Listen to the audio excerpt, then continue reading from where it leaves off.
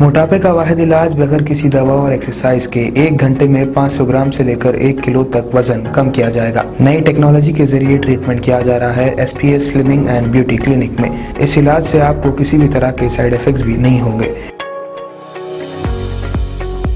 Colour improvement, pimples और dark circles के लिए भी आप आ सकते हैं SPS slimming and beauty clinic, Hyderabad, Abids beside Agarwala sweet house. Screen पर दिए गए नंबर्स पर कांटेक्ट करें।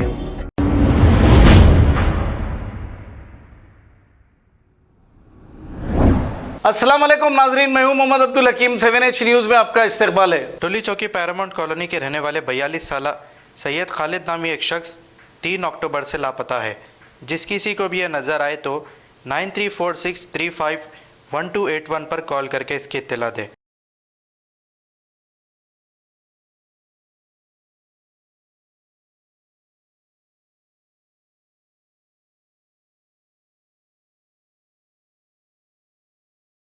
खबर है शहर की, खबर है गाँव की, खबर है सारी दुनिया की। 7H न्यूज़ पसंद आए तो लाइक कीजिए, शेयर कीजिए और सब्सक्राइब करना ना भूलें। 7H news.